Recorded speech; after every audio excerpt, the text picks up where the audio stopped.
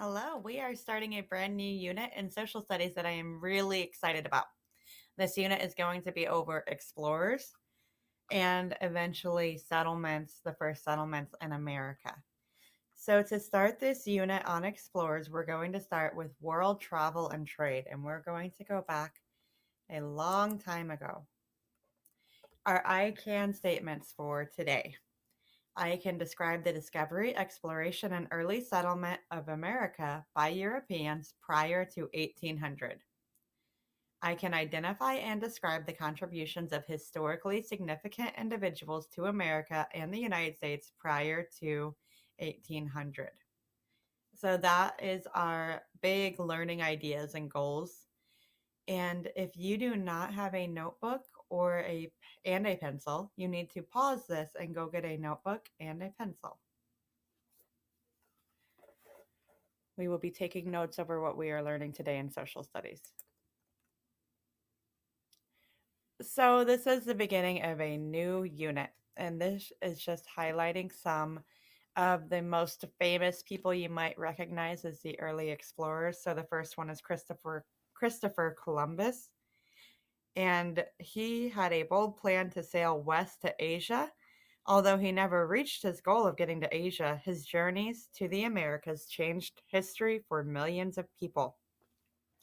The next person you see is Queen Isabella, and this is she was born the same year as Christopher Columbus. So when you see dates like this is the year they were born and that is the year that they died. So Queen Isabella and Christopher Columbus were both born in the same year of 1451. And Queen Isabella took a chance on Christopher Columbus and she agreed to pay for his voyages because she thought that they would bring wealth and power to Spain. The last person that we see here is Moctezuma. He was born in 1480 ish. They don't know for sure, so that's why the question mark, to 1520, and he ruled the great Aztec Empire in the 1500s. When Spanish explorers arrived in the Aztec capital, he welcomed them and treated them like honored guests. So here is just a map of the Americas for North American exploration in the 1500s and 1600s. You can see these colored lines represent the explorers De Soto, Coronado, Cabrillo, Hudson, and Champlain. But we are actually going to go back further than this to get started to give us some context to what we are learning today. So some vocabulary for the unit that you will need to know. We're just going to do a quick preview of this. You do not have to write this down yet. I just want you guys to have an idea in your head of what these words mean because we will learn more about them later. The first word is navigation. In the 1400s, Europeans studied ways to improve navigation. They wanted to plan and control the directions in which they sailed on long voyages. So, navigation has to do with finding the way to get there. A lot of times, when we talk about navigation right now, we're talking about navigating the globe to, excuse me, through being on ships or boats. Back then, they didn't have the technology that we have today, so they had to learn to navigate the sea. The next word has part of that word navigate, but it is circumnavigate. In 1522, explorers sailed around the world. Magellan led the first successful effort to circumnavigate the earth. Circumnavigate means go all the way around. So if we circumnavigate the earth, we are going all the way around. So he was the first person. Magellan was the first person to circumnavigate the globe. The next word is expedition. Expedition is a kind of like a long voyage where you are exploring. Francisco Vasquez de Coronado led an expedition into present day Arizona and New Mexico. He hoped to find wealth for Spain and for himself. So he was after wealth, which is like they wanted to be rich, money. Colony. Spanish explorers took land in present day Mexico for Spain. Settlers built towns and farmed in this colony. So, a colony is a group of people who have settled somewhere. So today we are going all the way back here on our timeline to the year 1270. That's a long time ago. So in 1270, Marco Polo went to China. So that is where we are starting. We are starting around 1270 with Marco Polo. World travel and trade. For some reason, this slide is not looking right, so I'm going to fix it. I'm going to go ahead and read this out loud to you. Oh, it's just not loading the other one yet. My internet is not good at home. I'm sure that some of you guys can relate to that. So, world travel and trade. Have you ever traded for something you wanted more? Hundreds of years ago, people made long journeys to trade the goods they had for other goods. So, I know that some of you guys are into Pokemon and you trade cards. A long time ago, people traded for things as well. Our vocabulary in this unit is going to include merchant, kingdom, and caravan. I apologize, this is loading slowly. All right, and we're back. Sorry about that.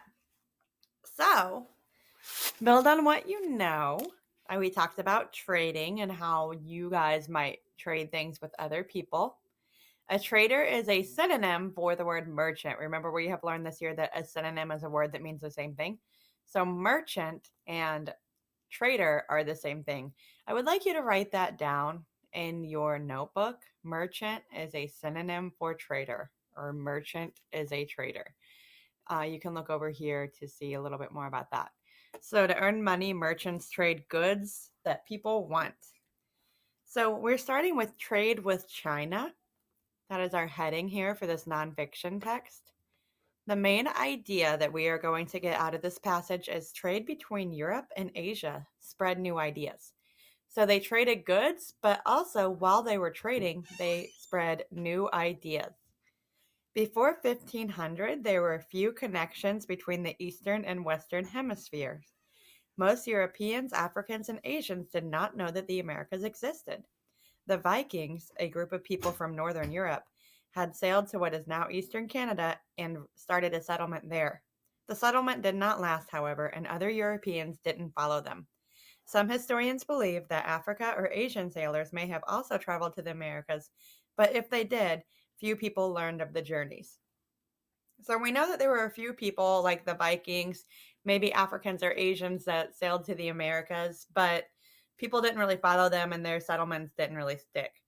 So we're going to talk about somebody named Marco Polo. You've probably played that Marco Polo game in the pool where you say, Marco Polo, and you try to find each other. Well, that game started with this guy named Marco Polo. Marco Polo travels to China. The travelers to distant places were often merchants. A merchant is someone who buys and sells goods to earn money. So that should be written down in your notebook. That word merchant is important. In 1271, three merchants from Venice, Italy, began a trading journey to China. One of them was Marco Polo. He was only about 17 years old when he left Italy with his father and uncle. The journey to China took 3 years. Now, can you imagine? You're 17 years old, you're a merchant, and you leave with your father and uncle to go to China, and it takes you 3 years to get there. Excuse me. They did not have any planes, they did not have any trains, they did not have any cars, even. They had to go on foot. So, Marco Polo stayed in China for 16 years. He worked for China's ruler, Kublai Khan. While traveling in China, Marco Polo saw many inventions such as paper, printing, and gunpowder. So Marco Polo stayed in China for 16 years. So if he was 17 when he started and then he stayed there for 16 years, about how old would he be when he returned? When Marco Polo returned to Venice, he told about his travels in a book. The stories of China and the journey on the Silk Road fascinated Europeans. Europeans are people who lived in Europe, and Italy is in Europe. They became more interested in traveling to Asia. The Silk Road was not one road, but several trade routes connecting China and Europe. Merchants traveled the routes to China to buy silk, spices, and other goods. The Chinese made silk, which is a very finely woven cloth. Wealthy Europeans were willing to pay high prices for silk. Merchants became rich by bringing goods from Asia to Europe on the Silk Road. So here's a picture of, it's hard to see, I have another one on the other page. Traveling merchants in this illustration. It was made in the 1300s. It shows Marco Polo and his family traveling by camel and horse on the Silk Road. Chinese sailors explore. So we're right here now. More than 100 years after Marco Polo visited China, the Chinese explored the world. The ruler of China wanted to impress other countries with China's power. He sent Admiral Zheng Hu on a series of voyages. In 1405, Zheng Hu set sail with hundreds of ships and thousands of sailors. Some of the ships were longer than a football field. Can you imagine that? That's a big, long ship, longer than a football field. Probably like almost the size of a modern day cruise ship, maybe. Maybe not that big, but. Zheng Hu sailed throughout the Southeast Asia and all the way to Africa's east coast. Zheng Hu traded goods such as gold and silk with the people he met. He once brought a giraffe from Africa back to China.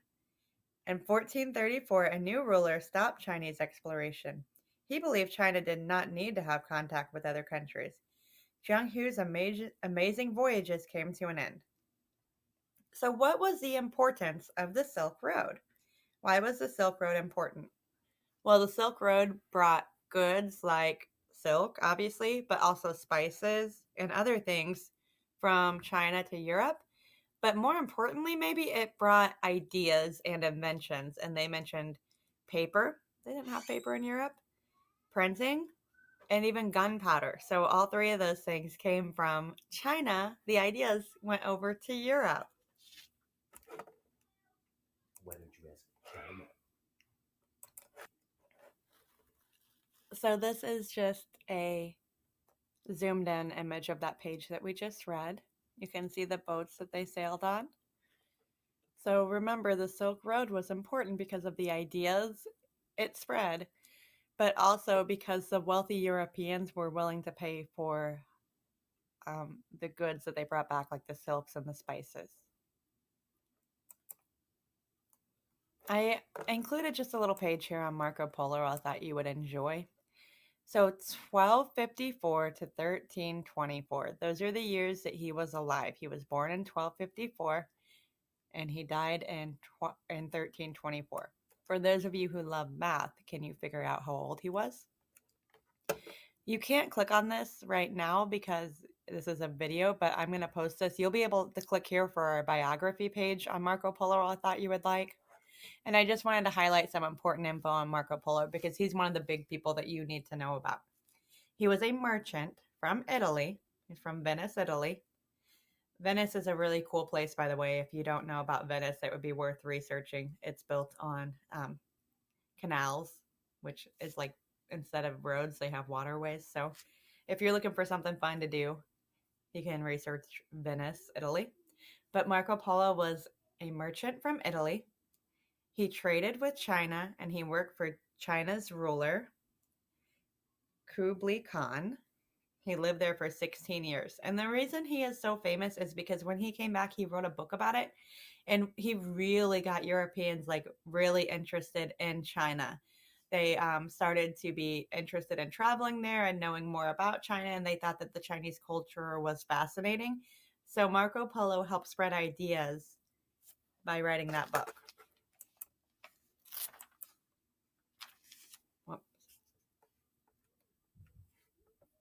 So here we have a picture of the Silk Road. This was made in the 1300s. Let me go back to this one. Okay, so here you have a map of the ancient Silk Road that I added in here as well.